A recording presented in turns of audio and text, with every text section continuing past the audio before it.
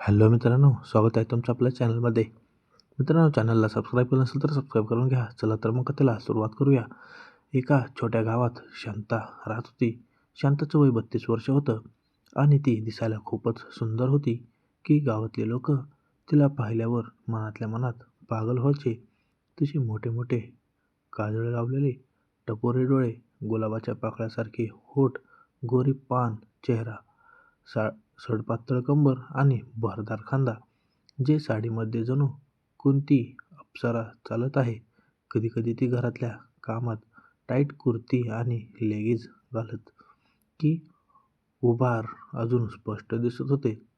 गावातले लोक तिच्याकडे पाहून विचार करत असायचे, आपल्याला अशीच बायको किंवा सून मिळाली तर दिवस दिवस रात्र आपल्याला स्वर्गासारखं वाटेल. पण शांताचं लग्न झालं होतं सुनीलसोबत. सुनील बाजारात छोटंसं कपड्याचं दुकान लावत होता आणि महिन्यातून बळच 2-3 वेळा घरी येत होता. शांताचा सासरा किरण होता, सुनीलचा सावत्र बाप. किरणने सुनीलच्या आईसोबत दुसरं लग्न केलं होतं जेव्हा सुनील 9 वर्षाचा होता. आता किरण 50-55 पार केलं आहे. पण शेतात कष्ट करूनही त्यांचे शरीर दगडासारखे घट्ट होते. त्याची छाती रुंद होती, दाट मिशी होत्या आणि डोळ्यात एक विचित्र चमक होती. तो शांताशी प्रेमाने बोलायला, पण प्रत्येक शब्दात काहीतरी होते जे जाणवत. त्यामुळे शांता अस्वस्थ झाली. सकाळी लवकर शांता स्वयंपाकघरात पीठ मळत होती. तिची फिकट गुलाबी साडी तिच्या कमरेला घट्ट गुंडाळलेली होती. पल्लू किंचित घसरले होते, ज्यामुळे तिची बारीक कंबर आणि नाभी दिसून आली. किरण घामाघूम होऊन शेतातून परतला. त्याच्या खांद्यावर पाण्याचे भांडे.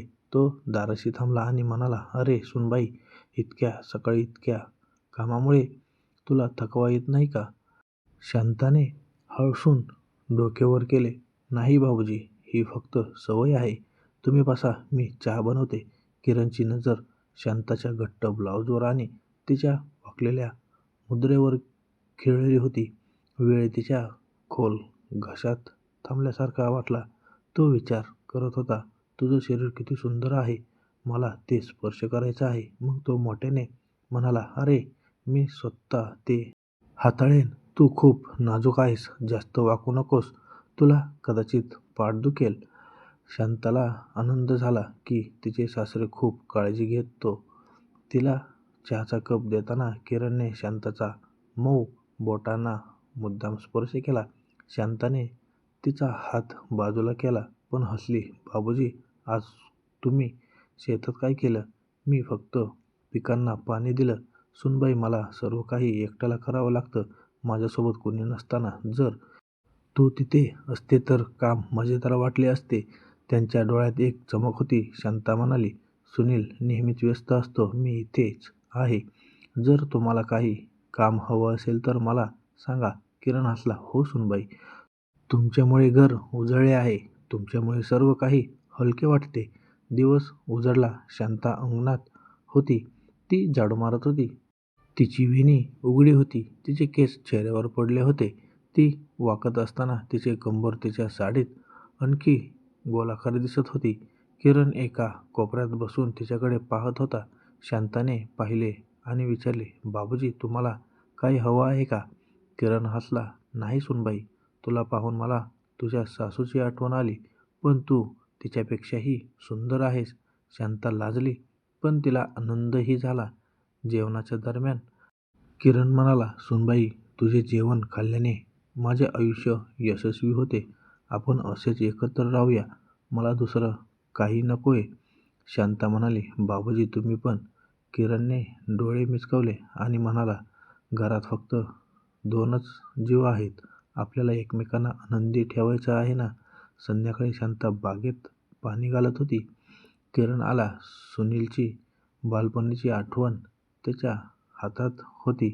"फोटो बघ सुनबाई, मी त्याला माझ्या मांडीवर जीव घातला आहे.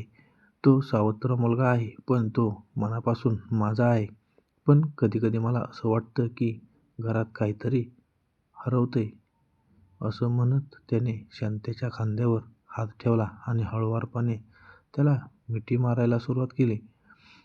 शांतेचे शरीर थरथर कापत होते, पण ती त्या रात्री गप्प राहिली. शांताला झोप येत नव्हती. दारावर हलकीशी टकटक झाली. किरण तिथे उभा होता, हातात एक जुनी पेटी. "सुनबाई, तुला झोप येत नाहीये का? हे घे, या जुन्या आठवणी आहेत त्या बघ, वेळ निघून जाईल." पेटी घेताना तिने पुन्हा बोट चोळले. शांताने पेटी उघडली. जुन्या बांगड्या, एक पत्र आणि किरणचा त्यांच्या तरुणपणीतील एक फोटो. पत्रात त्याच्या आयुष्यातील एकाकीपणाचे वर्णन केले होते आणि शेवटची ओळ होती, "तू आल्यापासून सुनबाई, माझा एकटेपणा नाहीसा झाल्यासारखं वाटते." पुढे काही दिवस असेच गेले. किरण प्रत्येक संधीवर शांतेच्या जवळ येत असे. कधीकधी त्याची कंबर तो तिला धरून तिला पडण्यापासून रोखायचा, कधी तिच्या हाताला हात लावत ब्रेसलेट घालायचा, कधी चंद्रप्रकाशात एकत्र बसून त्यांचे मनापासून बोललेले शब्द सांगायचा.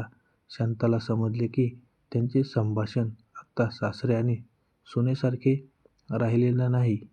पण ती काहीही बोलू शकत नव्हती. एका संध्याकाळी किरण म्हणाला, "उद्या सकाळी मी तुला गावाबाहेर एका ठिकाणी घेऊन जाईल. तिथे आपण मनापासून बोलू." शांता हो म्हणाली. तिच्या मनात भीती आणि एक विचित्र अस्वस्थता होती. आणि मग ते उघडले. मंदिरातून परतताना किरणने शांताचा त्याने तिचा हात धरला आणि हळुवारपणे म्हणाला, "सुनबाई, हे दुःख पुरे झाले. आज रात्री माझ्या खोलीत ये. मी आता तुझ्याशिवाय राहू शकत नाही." शांता त्याच्या खोलीत येताच किरणने दार बंद केले. आणि ही कहाणी इथे संपत नाही मित्रांनो. पुढे काय हे पुढच्या भागात. तोपर्यंत लाईक करा, शेअर, सबस्क्राईब करायला विसरू नका. भेटूया अशाच नवनवीन कथेमध्ये आणि भेटूया या पुढच्या भागात. तोपर्यंत धन्यवाद.